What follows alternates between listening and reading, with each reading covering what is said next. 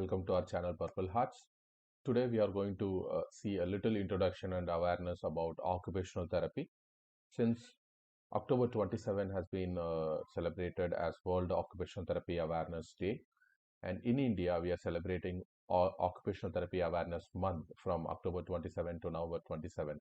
This video is in line with creating awareness about occupational therapy. What is occupational therapy? Usually, occupational therapy focuses on helping people achieve independence in all areas of life, basically overcoming their difficulties, overcoming their shortcomings, and able to perform productively and actively and independently in the community. That's basically the concept of occupational therapy. Occupation as a term, this refers to everyday task, whatever we do in our life.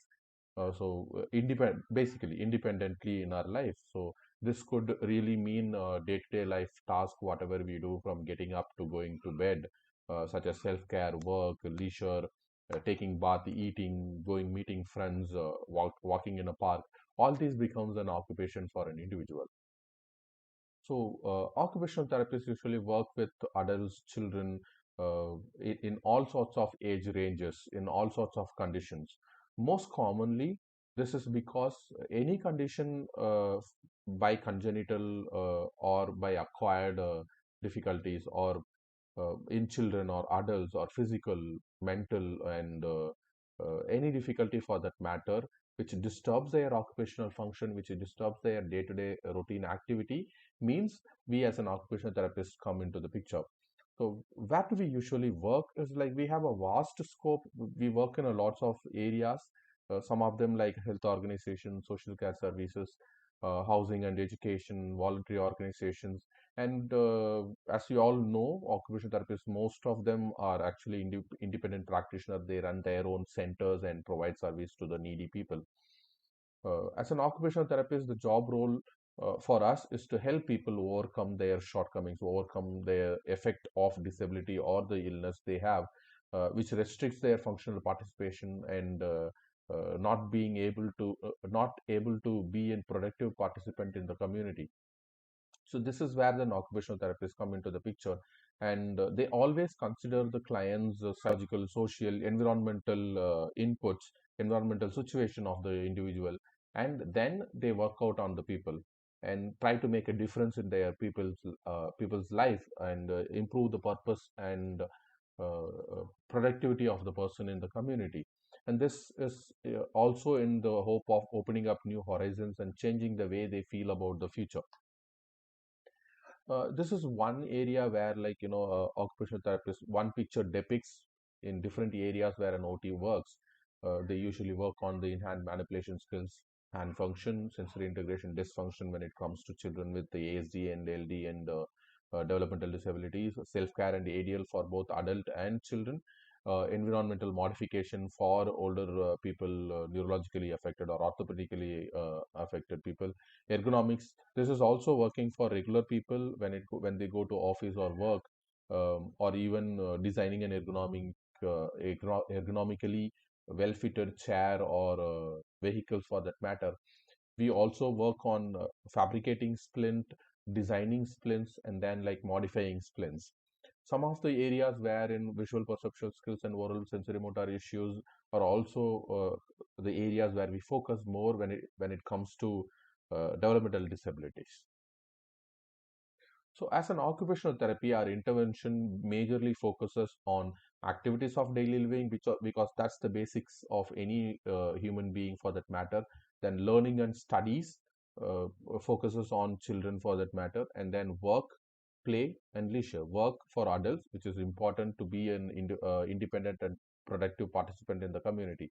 Play and leisure, both for children and adults, making sure they don't miss out anything on the community, m- able to facilitate their social participation, overcoming their difficulties, uh, to improve their accessibility and environmental modifications.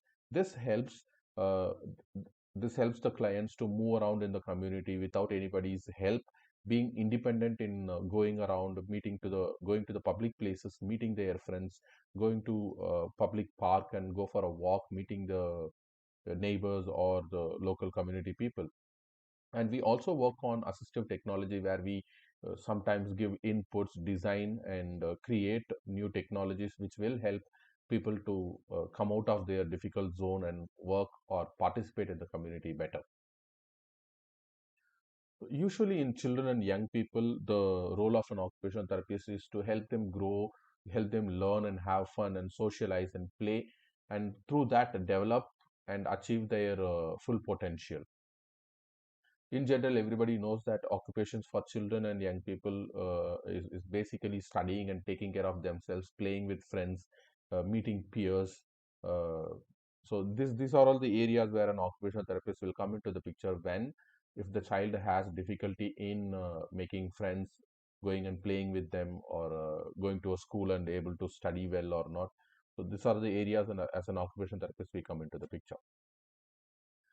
People with physical disabilities are the ones will directly come into the service mode of occupational therapist. How? This is the area where we help the people to function at their optimal level of abilities, despite the barriers, despite the limitations they have. How activities that the person needs or wants to be done is how, as an occupational therapy, we modify and adapt that activity so that they can perform better. They can be handled easier, and we also improve the person's self feeling about themselves and their ability to tackle problems. This improves their self confidence. This improves their perception towards themselves. When these limitations of individuals are not improved or not handled well, then what we do is we usually go and change the environment, alter the environment, in case of home modification, workplace modification, or vehicle modification, where with the limited abilities of persons we still can make them work by changing the environment or altering the environment. So people with mental health issues also helped through occupational therapy. How? We teach them how to take care of themselves, and we train the caregivers on handling them, and we put them into vocational rehabilitation, making them or following them with sustainability of the job, making sure their productivity doesn't reduce and their value of being a productive member in the community and in the family is maintained well, and find out whatever their special skills or work skills and apply for jobs which fits their employment abilities, and help people to access and use mainstream leisure activities. Also assist the person in independently living in the community. When it comes to older people, the occupational therapist's role is to help them live with minimal support, minimal supervision from the family members, and this includes falls prevention and